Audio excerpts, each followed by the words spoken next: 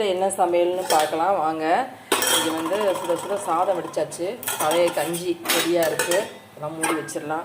அதுக்கப்புறம் வந்து பருப்பு ரசம் வச்சேங்க. இன்றைக்கி சளியாக இருக்குன்ட்டு பருப்பு ரசம் எல்லாமே உட ரசமாக எல்லாம் வறுத்துட்டு மிளகா மல்லி இதெல்லாம் வறுத்து ரசம் வச்சாச்சு பருப்பு போட்டு. அதுக்கப்புறம் மாங்காய் ஒன்று வந்து நேற்று மார்க்கெட் போனதான் ஒரு மாங்காய் ஒன்று வாங்கிட்டு வந்தேங்க, நல்லா கல்லா மாங்காய். அதை வந்து பச்சடி வச்சாச்சுங்க. பச்சடி வச்சு ரொம்ப நாள் ஆச்சு, இப்போ தான் எல்லா நாளுமே கிடைக்கிது மாங்காய். அப்புறம் வந்து மல்லி சட்னி, நான் வந்து பச்சை மிளகா எடுத்துகிட்டு வர மறந்துட்டேன், கடையில் இருக்குது, அதனால் வந்து வரமிளகா போட்டு மல்லி சட்னி வச்சாச்சு. அதுக்கப்புறம் இட்லி அவிச்சு நம்ம ஹாட் பாக்ஸ் வச்சுட்டோம். பிள்ளைங்களுக்காண்டி ஸ்நாக்ஸ்க்காண்டி சோளம் நேற்று வாங்கிட்டு வந்ததை அவிச்சு வச்சாச்சு. இப்போ காலையில் அவிச்சா தான் அவங்க ஸ்நாக்ஸ் எடுத்துகிட்டு போயிடுவாங்க.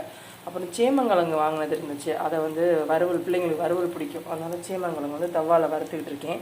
காளான் வந்து நேற்று ஒரு பாக்ஸ் வாங்கிட்டு இருந்தது வளர்ப்பு காளான். அதனால் சரி, அதுக்கு டேட்டு வந்து நாளைக்கு வரைக்கும் தான் முடிஞ்சிடும். அதனால் சரி இன்றைக்கி அதை கிரேவி வச்சிடலாமே அப்படின்ட்டு கிரேவி வச்சாச்சு.